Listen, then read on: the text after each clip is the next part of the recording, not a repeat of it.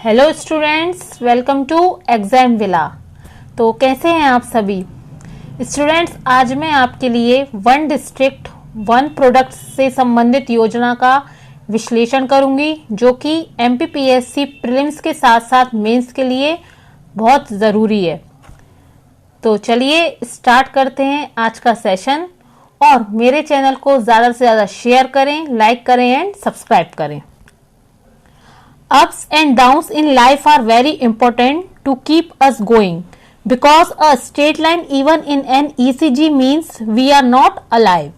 इसका मतलब है कि लाइफ में अप्स एंड डाउन्स तो लगे रहते हैं और ये हमारी लाइफ का हिस्सा है। अगर हमारी लाइफ एक जैसी हो जाएगी तो उसका कोई अर्थ नहीं है, क्योंकि एक सीधी लाइन मरे हुए इंसान के लिए होती है। जब इंसान मर जाता है तो उसकी सीधी लाइन, आपने ईसीजी में देखा होगा, एक सीधी लाइन आ जाती है।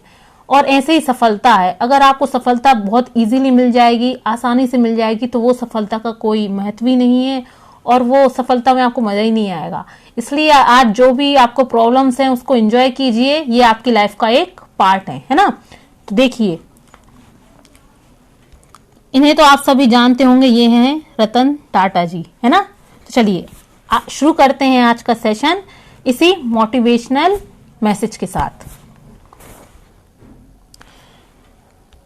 आज का टॉपिक है एक जिला एक उत्पाद, जिसके अंतर्गत हम क्या क्या पढ़ेंगे आइए देखते हैं। सबसे पहले हम पढ़ेंगे इसकी पृष्ठभूमि के बारे में। देखिए, कोई भी टॉपिक हो, कोई भी योजना हो, उसकी पृष्ठभूमि के बारे में पढ़ना जरूरी है, जिससे एक आइडिया हो जाता है कि आखिर किस विषय में चर्चा की जा रही है। उसके बाद बात करेंगे आखिर ये चर्चा में क्यों है, करंट इशू क्यों है ये, है ना। फिर इसके बारे में मुख्य बिंदुओं की चर्चा करेंगे, इसके मेन पॉइंट्स क्या क्या हैं, जो ये योजना चलाई जा रही है इस योजना के क्या क्या लाभ हैं। और इसी के अंतर्गत प्रधानमंत्री सूक्ष्म खाद्य प्रसंस्करण उद्यमों के औपचारिकरण योजना के बारे में पढ़ेंगे, जो कि इसी के अंतर्गत है। और अंत में हम पढ़ेंगे मध्य प्रदेश से संबंधित जिलों की सूची। देखिए, मैं मध्य प्रदेश से संबंधित जिलों की सूची डायरेक्ट आपको इसलिए नहीं बता रही हूँ क्योंकि आपने मध्य प्रदेश से संबंधित जिलों की सूची तो पढ़ी होगी, आपको वो इजीली अवेलेबल हो गई होगी। मैं आपको पूरी डिटेल के साथ अंत में मध्य प्रदेश से संबंधित जिलों की सूची भी करवाऊंगी, है ना। पहले तो इस योजना के बारे में जानेंगे, फिर मध्य प्रदेश में कहाँ कहाँ कौन कौन से जिलों में इन योजना को क्रियान्वित किया जा रहा है उसके बारे में चर्चा करेंगे, जो कि एमपीपीएससी प्रीलिम्स के साथ साथ मेंस में भी आपके लिए काफी यूजफुल इंफॉर्मेशन रहेगी। तो चलिए अब बात करते हैं इसके बारे में डिटेल में। सबसे पहले बात करते हैं इसकी पृष्ठभूमि की। एक जिला एक उत्पाद मूल रूप से एक जापानी अवधारणा है। ये क्या है? एक जापानी कॉन्सेप्ट। मतलब ये इस योजना की जो शुरुआत हुई है वो कहां से हुई है? जापान से। तो ये बन गया एक प्रीलिम्स का क्वेश्चन। और कौन से सन में हुई है? ये हुई है सन 1979 में, 1979 में। ये हो गया दूसरा क्वेश्चन। इस योजना का उद्देश्य बिक्री को बढ़ावा देना और स्थानीय लोगों के जीवन स्तर में सुधार करना है। अब ये योजना चर्चा में क्यों है, आइए इसकी चर्चा करते हैं। हाल ही में खाद्य प्रसंस्करण उद्योग मंत्रालय द्वारा प्रधानमंत्री सूक्ष्म खाद्य प्रसंस्करण उद्यमों के औपचारिकीकरण योजना के ब्रांडिंग और विपणन घटक के अंतर्गत चयनित 10 ब्रांड विकसित करने के लिए NAFED के साथ समझौता किया गया। किसके साथ? NAFED के साथ। कितने ब्रांड हैं टोटल? ये 10 ब्रांड। ये जो छोटे छोटे टर्म्स मैं आपको बता रही हूँ ये आपको याद रखने हैं। कितने हैं? 10 ब्रांड। अब NAFED का फुल फॉर्म क्या है वो मैं आपको बताती हूँ। National agriculture cooperation marketing federation of India limited.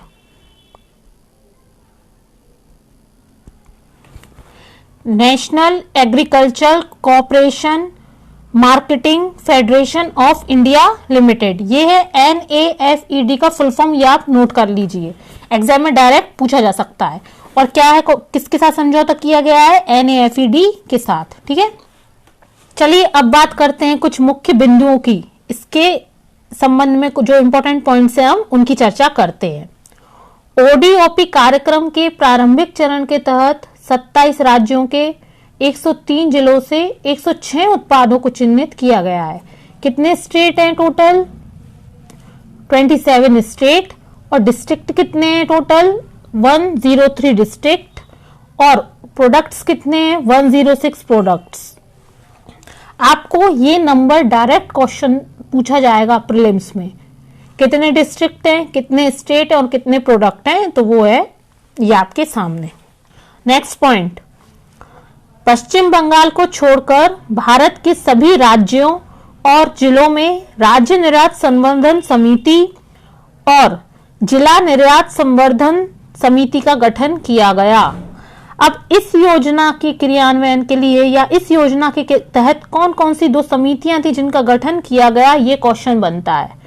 तो वो 2 समितियां कौन कौन सी हैं? पहली, राज्य निर्यात संवर्धन समिति, स्टेट एक्सपोर्ट प्रमोशन कमिटी।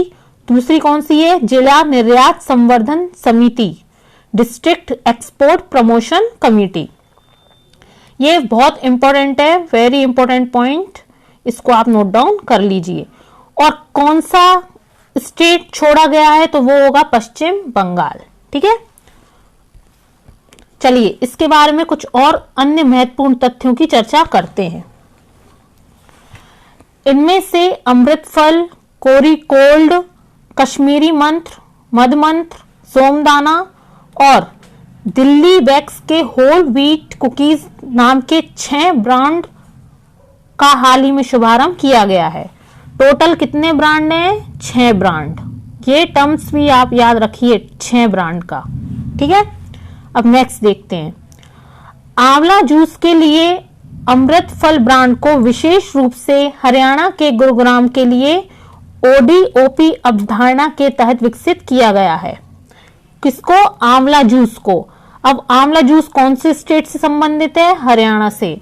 तो क्वेश्चन बन सकता है कि वो कौन सा राज्य है जिसमें आंवला जूस को अमृत फल ब्रांड के तहत ODOP के अंतर्गत रखा गया है। तो वो कौन सा होगा? हरियाणा का गुरुग्राम जिला। कौन सा? हरियाणा का गुरुग्राम। ऐसे डायरेक्ट क्वेश्चन पूछे जाएंगे आपसे प्रीलिम्स में, है ना। अब देखिए, अब है नेक्स्ट पॉइंट, कोरी गोल्ड ब्रांड को धनिया पाउडर के लिए विकसित किया गया है, जो राजस्थान के कोटा के लिए तैयार किया गया ODOP उत्पाद है। अब ODOP के अंतर्गत धनिया पाउडर कौन से राज्य से संबंधित है? तो वो है राजस्थान, और राजस्थान का जिला कोटा। धनिया पाउडर का संबंध किससे हो गया? राजस्थान के जिले कोटा से, है ना। अब देखिए नेक्स्ट, कश्मीरी मंत्र ब्रांड जम्मू कश्मीर में कुल ग्राम के मसालों का सार है।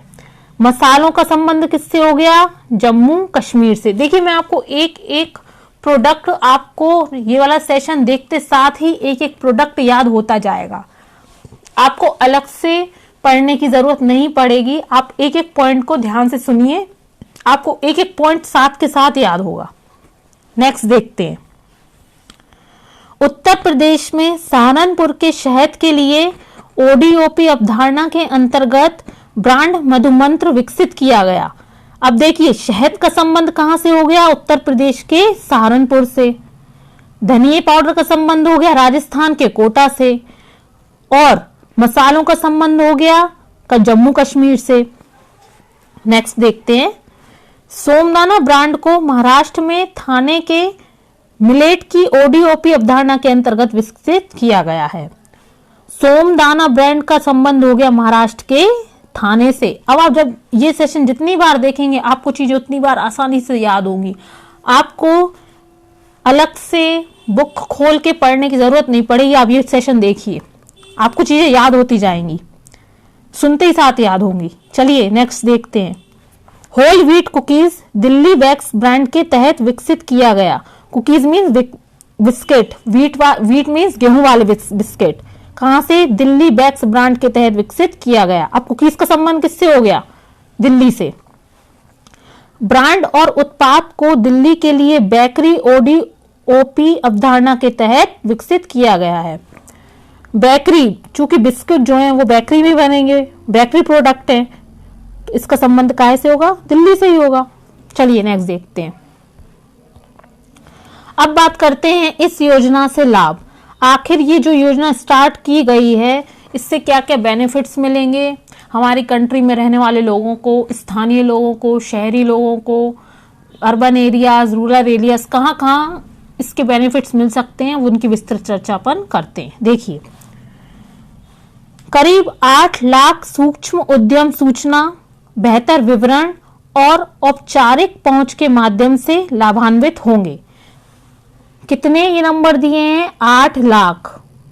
साथ के साथ याद होगा आपको। देखिए, 8 लाख सूक्ष्म उद्यम सूचना।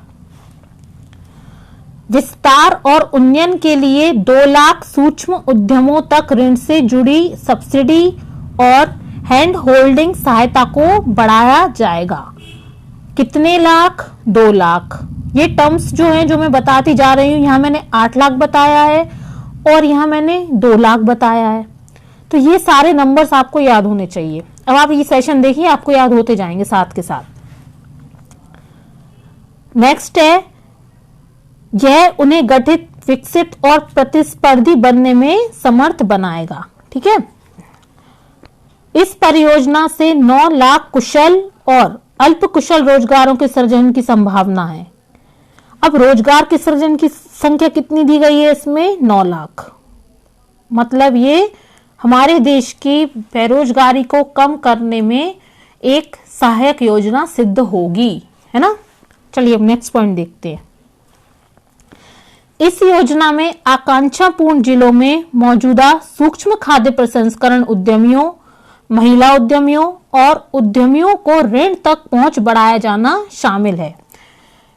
मतलब ये है, इस पॉइंट का अर्थ है कि इस योजना के अंतर्गत जो लोन है वो आसान बनाया जाएगा।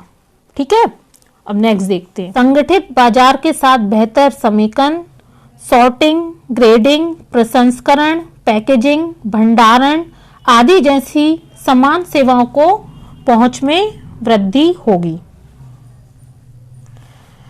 चलिए नेक्स्ट बात करते हैं इसमें प्रधानमंत्री सूक्ष्म खाद्य प्रसंस्करण उद्यमों के औपचारिकरण योजना के बारे में, जो कि इसी योजना का एक पार्ट है।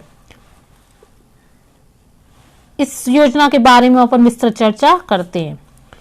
2020 में शुरू की गई PMFME योजना को 2020-21 से 2024-25 तक 5 वर्षों की अवधि तक लागू किया जाएगा।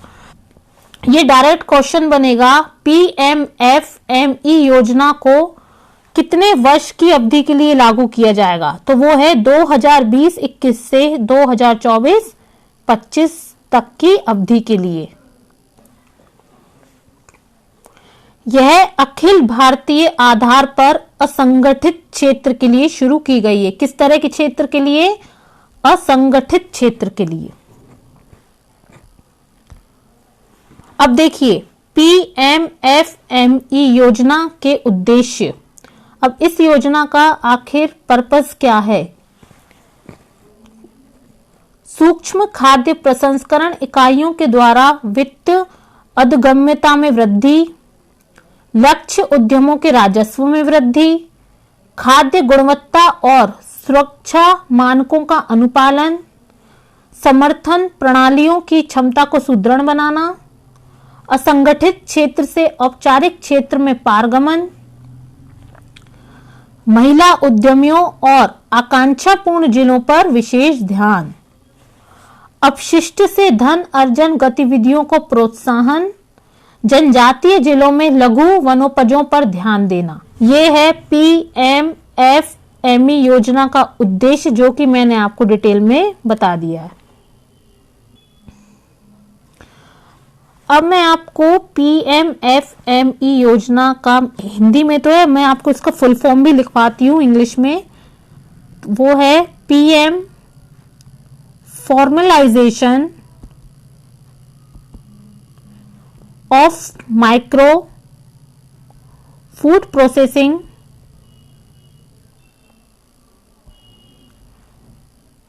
Enterprises. PM formation of micro food processing enterprises scheme, ये है PMFME योजना जिसका फुल फॉर्म।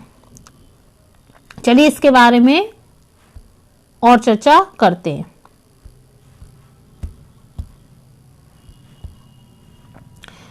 ये था PMFME योजना के बारे में। देखिए मैंने आपको वन डिस्ट्रिक्ट वन प्रोडक्ट योजना के बारे में डिटेल में पूरा बता दिया है। इस योजना की पृष्ठभूमि, इस योजना के मुख्य बिंदु, इसके उद्देश्य। अब बात करते हैं मध्य प्रदेश के जिलों की, ठीक है, जो कि मैंने आपको बोला था कि मैं आपको इसकी पूरी डिटेल, पूरी लिस्ट लास्ट में करवाऊंगी। क्योंकि ये लिस्ट तो आपको इजीली प्रोवाइड हो जाती और जो विस्तृत वर्णन है ये आपको इजीली प्रोवाइड नहीं होता, इसलिए मैंने आपको इस योजना के बारे में पहले डिटेल में बताया। और अब मध्य प्रदेश के जिलों की चर्चा हम करते हैं। आइए देखते हैं। सबसे पहले बात करते हैं गन्ना। इसके लिए नरसिंहपुर जिला चुना गया है। धनिया, इसके लिए गुना और नीमच, ये 2 जिले चुने गए हैं। अब अदरक की बात की जाए तो अदरक के लिए टीकमगढ़ और निवाड़ी जिला चुना गया है। टीकमगढ़ और निवाड़ी। लेकिन अदरक का सबसे ज्यादा उत्पादन, जो उत्पादक जिला है मध्य प्रदेश का, वो है छिंदवाड़ा। लेकिन वन डिस्ट्रिक्ट वन प्रोडक्ट के अंतर्गत अदरक के लिए टीकमगढ़ और निवाड़ी को चुना गया है। लेकिन सर्वाधिक उत्पादक जिला है छिंदवाड़ा अदरक के लिए। अब आंवले की बात की जाए तो आंवले के लिए पन्ना जिला चुना गया है और आंवले में सर्वाधिक विटामिन सी होता है, इसलिए आप सभी को भी आंवला खाना चाहिए, है ना। अब चलिए संतरा। संतरे के लिए अगर मालवा चुना गया है। अगर मालवा में इजराइल द्वारा, कौन से देश द्वारा? इजराइल के द्वारा संतरे की खेती भी की जा रही है। किसके द्वारा? इजराइल द्वारा अगर मालवा में संतरे की खेती की जा रही है। संतरे के लिए अगर मालवा के साथ साथ राजगढ़ को चुना गया है। संतरे के लिए अगर मालवा और राजगढ़। अब बात करते हैं लहसुन की। लहसुन के लिए नीमच, मंदसौर, रतलाम, ये 3 जिले लहसुन के लिए चुने गए हैं। केले के लिए बुरहानपुर डिस्ट्रिक्ट को चुना गया है और मध्य प्रदेश का केला रिसर्च सेंटर, ये भी कहाँ है? बुरहानपुर में। और भारत का केला रिसर्च सेंटर कहाँ है? ये है तिरुचिरापल्ली। कहाँ है? तिरुचिरापल्ली, जो कि कहाँ है? तमिलनाडु में। तिरुचिरापल्ली तमिलनाडु, ठीक है।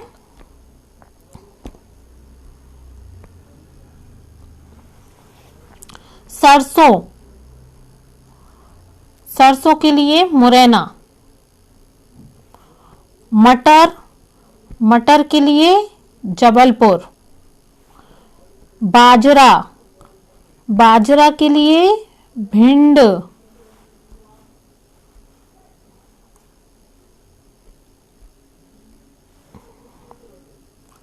कोदो और कुटकी, इसके लिए ये बघेलखंड रीजन में पाया जाता विशेषता। कहां पे? बघेलखंड रीजन। ये होती है बाजरा की किस्म। किसकी? बाजरा की किस्म। अब बघेलखंड रीजन में विशेषता जो जिले हैं वो हैं अनूपपुर, उमरिया, शहडोल, सीधी, डिंडोरी, बालाघाट और मंडला। ये हो गए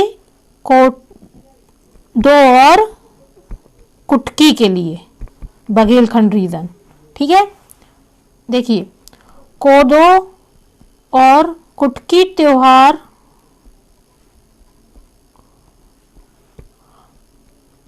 मंडला जिले में मनाया गया।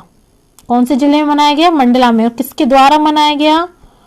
फग्गन सिंह कुलस्ते। कोदो कुटकी त्योहार मंडला जिले में फग्गन सिंह कुलस्ते द्वारा मनाया गया। देखिए मैं आपको एक एक पॉइंट क्लियर करवा रही हूं, कोई भी पॉइंट आपका छूटेगा नहीं।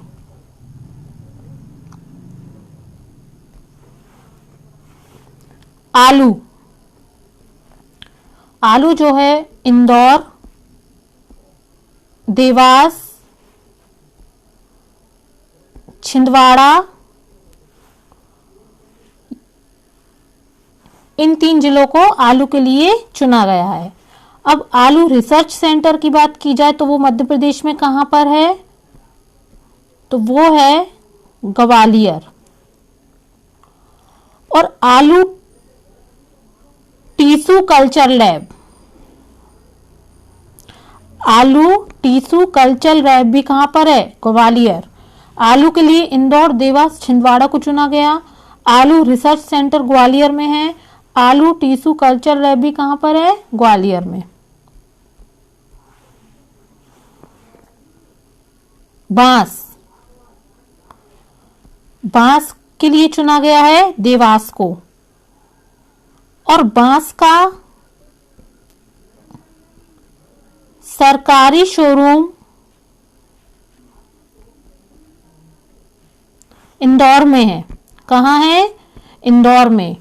बांस के लिए चुना गया है देवास को और बांस का सरकारी शोरूम कहां पर है? इंदौर में। ठीक है,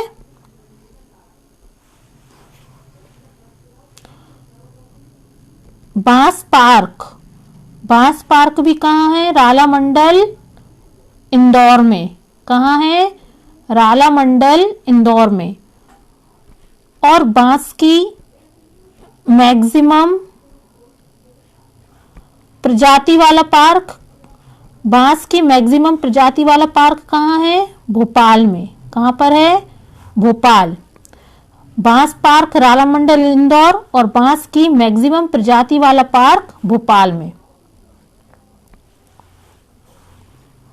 और बांस उत्पादक जिला, बांस उत्पादक जिला कौन सा है?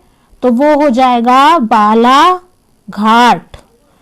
बांस पार्क राला मंडल इंदौर, बांस की मैक्सिमम प्रजाति वाला पार्क भोपाल और बांस उत्पादक जिला बालाघाट। अब करते हैं बांस की बात। बांस के लिए चुना गया है देवास को और बांस का सरकारी शोरूम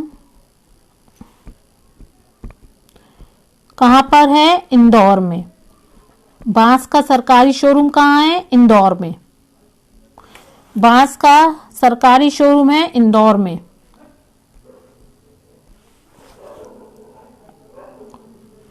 बांस पार्क ये है राला मंडल इंदौर। और बांस की मैक्सिमम प्रजाति कहां पाई जाती है? वो है मैक्सिमम प्रजाति वाला पार्क है भोपाल। बांस पार्क रालामंडल इंदौर और बांस की मैक्सिमम प्रजाति वाला पार्क है भोपाल।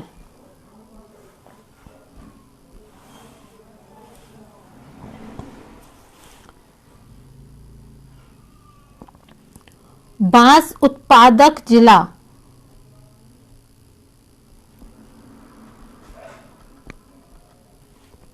बालाघाट।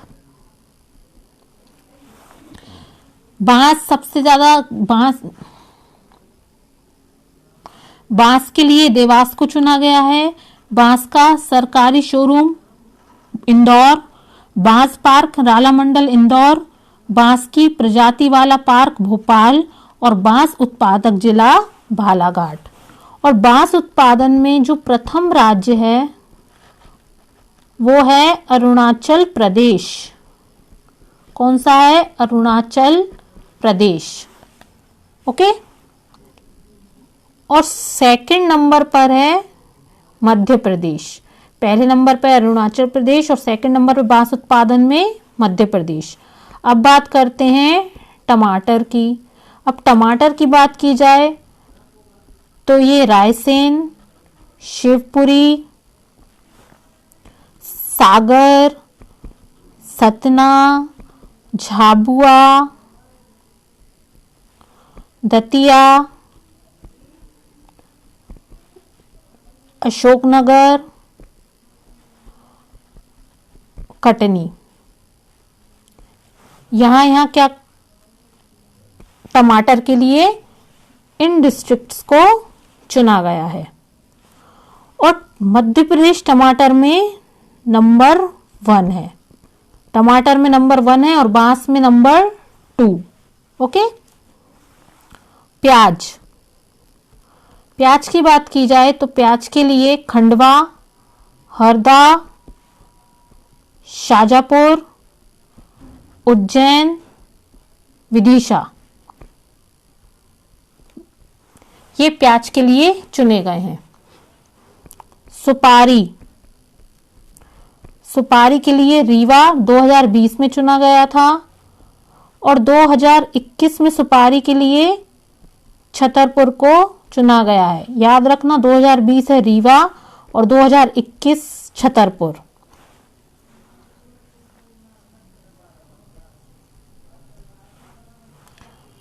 अब बात करते हैं हल्दी की। हल्दी के लिए शहडोल और रीवा को चुना गया है। हल्दी एक तना है। क्या है हल्दी? तना। कस्टर्ड सेब, ये सेब की एक प्रजाति, एक किस्म है कस्टर्ड सेब, जो कि मध्य प्रदेश में पाया जाता है। इसके लिए अलीराजपुर, धार और सिवनी को चुना गया है। अलीराजपुर, धार और सिवनी। आम। अब बात करते हैं आम की। मध्य प्रदेश में आम उत्पादक जिला जो है वो है जबलपुर और रीवा। आम रिसर्च सेंटर मध्य प्रदेश का है रीवा में और भारत का आम रिसर्च सेंटर है लखनऊ में। कहां पे? लखनऊ में। और रिसर्च इंस्टीट्यूट, आम रिसर्च इंस्टीट्यूट जो है वो भी कहां है? लखनऊ में। लखनऊ में। और आम उत्पादक जो राज्य है, आम उत्पादक राज्य वो है यूपी।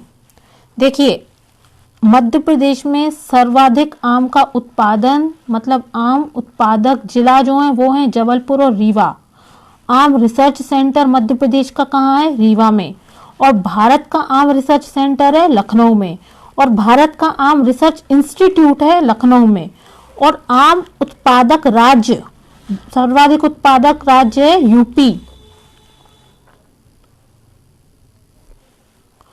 एक जिला एक उत्पाद के लिए जो मध्य प्रदेश के जिले आम के अंतर्गत चुने गए हैं वो हैं उमरिया, सीधी, सिंगरौली, अनूपपुर और बैतूल। ये वन डिस्ट्रिक्ट वन प्रोडक्ट के लिए चुने गए जिले हैं आम के लिए, ठीक है। लेकिन आम का उत्पादन सबसे ज्यादा होता है जबलपुर और रीवा में।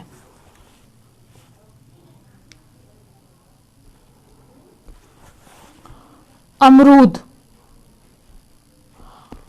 अमरूद में एमपी नंबर 1 है। अमरूद में और टमाटर में भी मैंने लास्ट में आपको बताया था, टमाटर में भी एमपी नंबर 1 है और अमरूद में भी एमपी नंबर 1 है। अब बात करते हैं अमरूद के लिए कौन कौन से जिले चुने गए हैं। तो वो हैं भोपाल, सीहोर, श्योपुर, बड़वानी और नर्मदापुरम। इन जिलों को अमरूद के लिए वन डिस्ट्रिक्ट वन प्रोडक्ट के लिए चुना गया है। नेक्स्ट, चलिए स्टूडेंट्स, आज के लिए इतना ही। मैंने आपको one district one product scheme पूरी डिटेल में समझाई।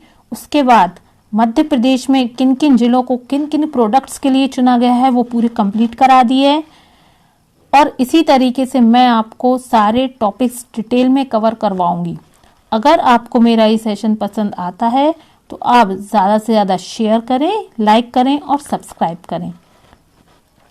तो मिलते हैं नेक्स्ट सेशन में और मुझे कमेंट करके बताएं आपको ये सेशन कैसा लगा।